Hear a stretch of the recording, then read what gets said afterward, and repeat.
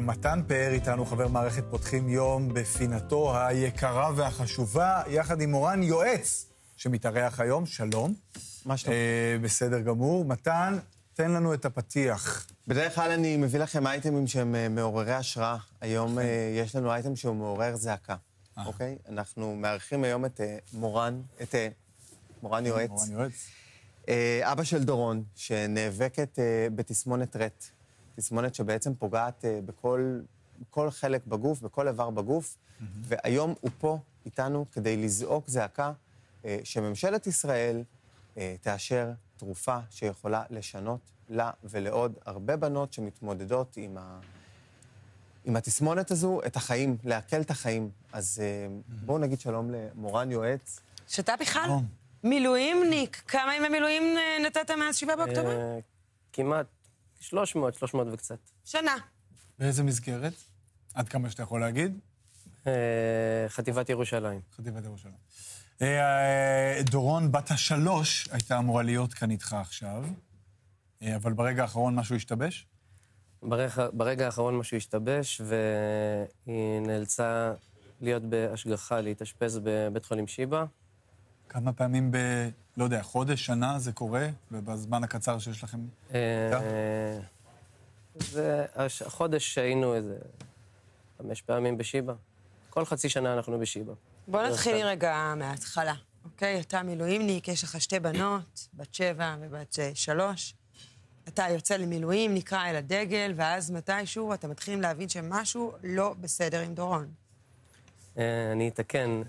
אני הייתי במילואים, ותוך כדי המילואים אשתי עברה את כל התהליכים הרפואיים יחד עם הילדה, ואחרי שהייתי ב3 שבועות בלי טלפון, היא הצליחה להגיע אליי, ויצאתי לעשות בדיקות גנטיות.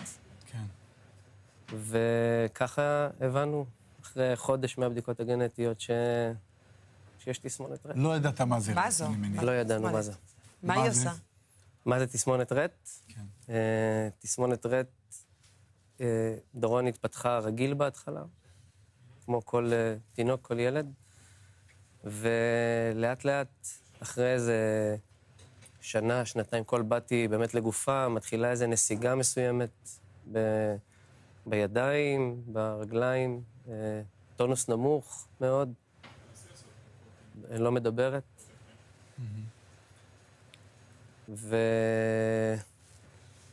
בעצם נשארה, זה רגרסיבי? היכולות הולכות ופוחתות? כן. מה הצפי? מה התוחלת? איך התוחלת היא... כרגע לא אמרו לנו שיש איזו תוחלת, אבל אנחנו באמת עובדים איתה כל הזמן עם פיזיותרפיות והידרותרפיה, בשביל לחזק לה את השרירים, בשביל כן לעודד אותה ללכת, לגרום לה ללכת. מה התרופה יכולה לעשות? התרופה יכולה יותר לפקס אותה, לעודד אותה, לחזור להשתמש יותר בידיים, אולי להוציא איזה כמה מילים. כן. כמה עולה התרופה? הרבה כסף. והיא לא בסל הבריאות? והיא לא בסל הבריאות. אתם מצליחים להשיג מימון בינתיים? כרגע לא. לא. אז אתה אבא שיושב כאן, שאתה יודע שיש אי שם תרופה שיכולה לעזור לבת שלך, אבל היא אינה משגת עבורך. כן. איך אנשים מוצאים, זו מחלה מאוד נדירה. כן. אין עמותה, קרן, משהו שיכול לסייע? יש עמותה, אבל היא לא יכולה. לא רק לדורון בכלל. יש עמותה, אבל אני לא חושב שהיא יכולה לעמוד בזה. כן. מתן, למה היא לא יכולה? כי מדובר פה במאות אלפי שקלים לכדור, אוקיי? לכדור אחד. לכדור אחד. לא, אני אתקן, זה משקה, זה נוזל. נוזל, סליחה. לטיפול. סליחה, לטיפול, כן. מאות אלפי שקלים לטיפול. אבל טיפול מוכח ביעילותו. בחול וגם הבנות שמקבלות פה בארץ, כן רואים שיפור. שזה פשוט בנות שההורים שלהם יש להם כסף. או ביטוחים פרטיים. ולכם אין. לא.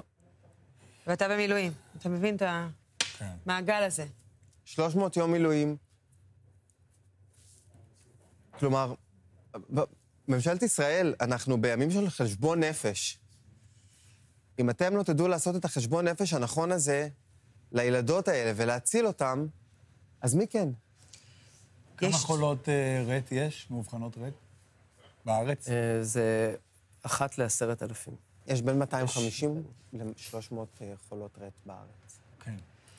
סלבר, מהיכרותי עם הבירוקרטיה בישראל, שרק הולכת ונעשית קשה יותר, יכול לקחת שנים.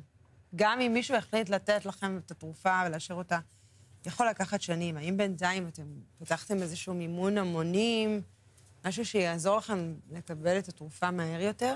לא פתחנו. די.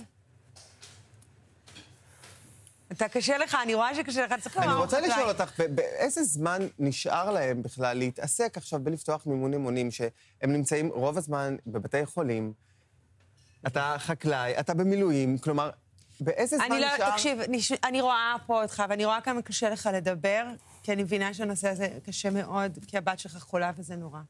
וזה שאתה יכול להציל אותם, ואתה לא... זה פשוט עניין של כסף ושל בירוקרטיה.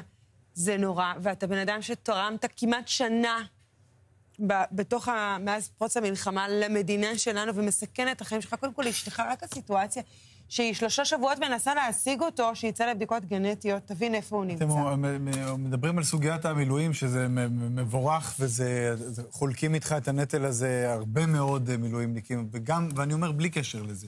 יש כאן ילדה שלא חטאה בשום דבר. היא זכאית להזדמנות המיטבית שהמדינה יכולה לתת לה. איך קוראים לתרופה הזאת? אין עמותות. אני לא זוכר כל כך את השם שלה.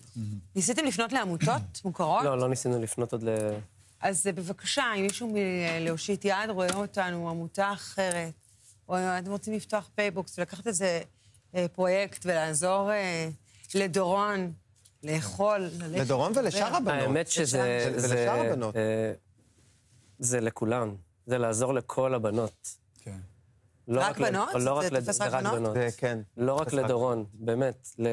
לכל בנות רט בארץ, לכל הבנות האלה מגיע חיים נורמליים. לשפר את איכות החיים שלכם. ויכול להיות חיים. אז קדימה, תפתח מימון המונים, תשלח לנו, ואנחנו נעשה כל שבכוחנו לקדם את זה. זה דקה, זה לוקח דקה לפתוח את זה בפייבוקס. תעזור לו. אני אעזור לך, בכל מה שצריך. תודה, קשה לו לדבר בצדק. אנחנו ניסינו לדבר בשמך.